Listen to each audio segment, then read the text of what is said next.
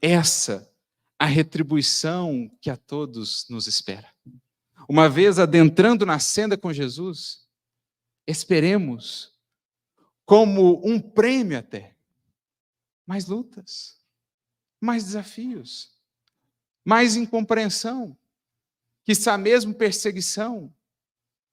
Porque depois do mestre, como diz a música de Tim e Vanessa, martírios são troféus. Depois dele, sermos guindados a uma posição em que maiores dificuldades venham nos visitar, é, no fundo, sermos considerados mais dignos de estarmos mais juntos dele em serviço. Porque foi o que ele encontrou. E é o que ele tem a nos dar. Queres seguir-me?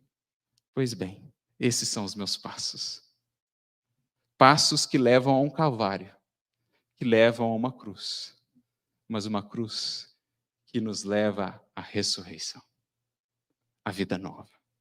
Completamente nova. As sensações que nunca antes havíamos sentido. Sensações que o mundo nunca nos deu, nem nunca nos dará. Porque nada no mundo se iguala ao que Jesus nos pode ofertar. As chaves são essas. A cruz é parte sine qua non do caminho. Mas o mundo não nos pode ofertar a paz que ele nos tem a dar. O mundo não tem alegrias a nos dar que se comparem às alegrias do seu reino.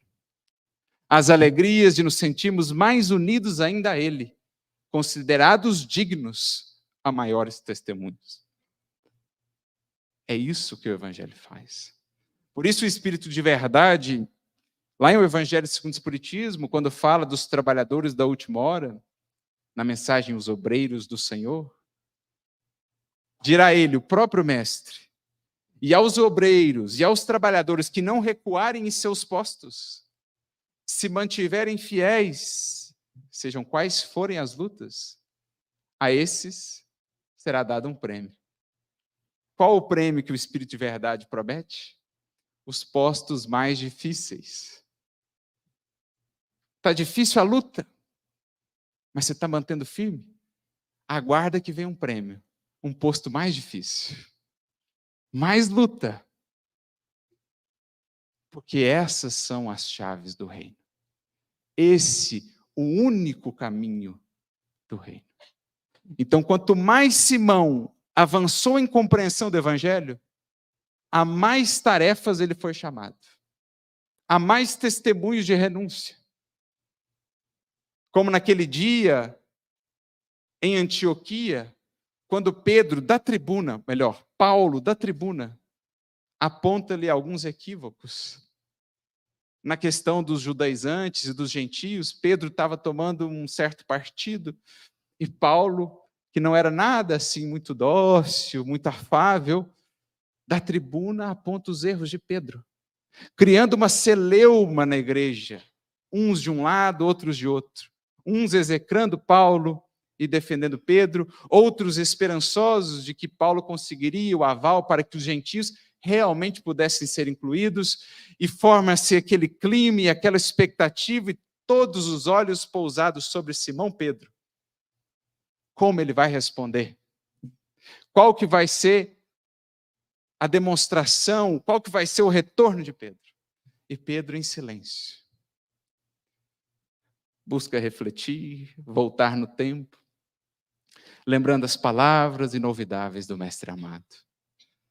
Lembra-se então da cruz, sente o espinho da tarefa cravado no coração, olha para a cena da cruz e lembra o perfeito equilíbrio entre aquelas duas traves. Uma vertical, uma horizontal, no exato meio. E entende que então Paulo estava de um lado, Tiago estava do outro, mas o Senhor o convidava a estar no meio. Não havia ele recebido a incumbência de ser o sustentáculo da igreja nascente? Não havia ele recebido as chaves do reino? Pois bem, era a hora de utilizá-las. Abrindo quaisquer algemas e cadeados de revolta que pudessem existir nos corações. E então ele entende a que o Senhor o chamava. Levanta-se e diz: reconheço os meus erros, por eles peço a misericórdia de todos, Peço que todos nos analisemos a nós mesmos em busca de crescimento e peço a Paulo que prossiga com o evangelho da noite. Essa singela resposta em que Pedro não demonstra qualquer amor ferido, qualquer amor próprio, orgulho, melindre, mas simplesmente um esquecimento, uma oferta integral em prol do evangelho, diz Emmanuel, salvou o cristianismo. Essa resposta de Pedro salvou o cristianismo. Porque ali ele já havia entendido melhor quais eram as chaves do reino. Por isso, continua Emmanuel, quanto mais se lhe acendrau a fé, maiores testemunhos de amor à humanidade lhe foram requeridos. Até o derradeiro sacrifício. Naquela conhecida passagem que a tradição cristã nos conta e que também Maria Dolores registrou por meio da psicografia de Chico, quando Simão Pedro, já na cidade de Roma, nos derradeiros momentos, quando as perseguições se faziam muito intensas, foi impelido pelos amigos a deixar a cidade. Afinal, era uma figura importante, não é? Ele que havia recebido aquela autoridade de Jesus e tal, e ele queria ficar, queria lutar junto com os amigos, resistia. Mas, em determinado momento, acabou sendo convencido pelos discípulos, pelos demais. E então, noite adentro, madrugada, partiam eles da cidade de Roma pela Via Ápia. Ele e mais 2 companheiros. Caminhavam, quando vem ao longe um indivíduo que vinha em sentido contrário. O indivíduo vai se aproximando e vão percebendo que daquele indivíduo se irradiava uma luz diferente, uma presença distinta. Ele vem se aproximando, e então Pedro percebe, era Jesus. E então eles vão naquele sentido em que estavam, Jesus no sentido oposto, e o mestre faz menção de passar por eles, sem parar. Quando então Pedro faz a pergunta que chegou a virar um filme, Quo vadis, Domine, em latim, onde vais, Senhor? Jesus para e responde apenas, eu vou a Roma, Pedro, ser crucificado novamente com os meus seguidores, que seriam martirizados no circo. Pedro então volta-se aos 2 companheiros e diz, pois nós também vamos por esse caminho. Ali, ele finda a sua tarefa no mundo, tendo compreendido que avançar no caminho com Jesus, realmente abrindo portas, descerrando novos horizontes por meio dessas chaves, é aprofundarmos na experiência de renúncia, de oferta, de amor sem medidas ou condições, porque é o que ele fez por nós.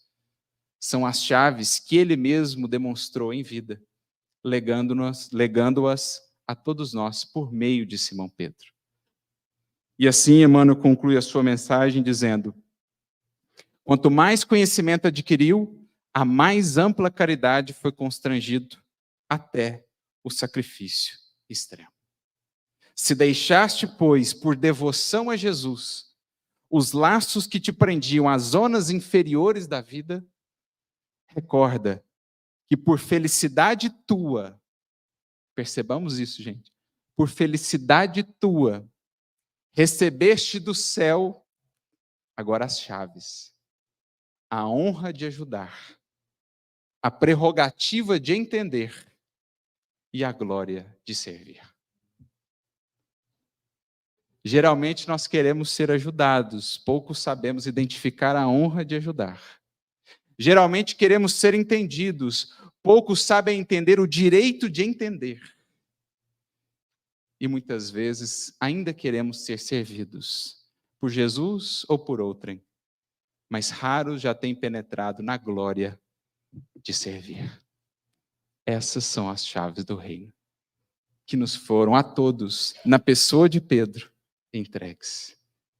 E a feliz notícia, a verdadeira boa nova, é que as chaves estão em nossas mãos. E se assim o é, por que permanecemos trancados? Se a porta e a grade ainda está aqui, mas a chave em nossas mãos, por que adiar o caminho livre, belo, sublime que nos espera para além dessas portas? Se apenas soubermos utilizar as chaves que nos foram dadas. Por isso, Vicente de Paulo, ele que foi também um apóstolo da caridade, em o Evangelho segundo o Espiritismo, capítulo 13, item 12, nos dirá: sede bons e caridosos. Essa é a chave dos céus, chave que tendes em vossas mãos. Toda a felicidade eterna se contém neste preceito: amai-vos uns aos outros. Não pode a alma elevar-se às regiões espirituais superiores, senão pelo devotamento ao próximo. Somente nos arroubos de caridade encontrará ela ventura e consolação. Sede bons, amparai os vossos irmãos, deixai de lado a horrenda chaga do egoísmo, porque, cumpridos esses deveres, o caminho da eterna felicidade abriste-vos-á. Porque teremos então usado as chaves que estão conosco, muitas vezes em nosso bolso, ou escondidas em algum canto, há séculos, há muitas encarnações. Mas por que postergar?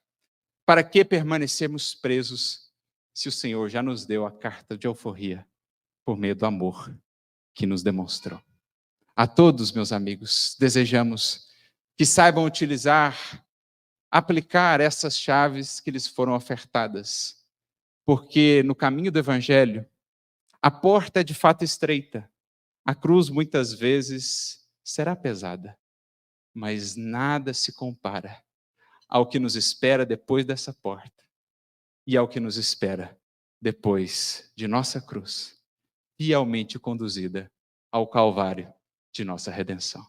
A todos muita luz e muita paz, que Jesus nos abençoe sempre.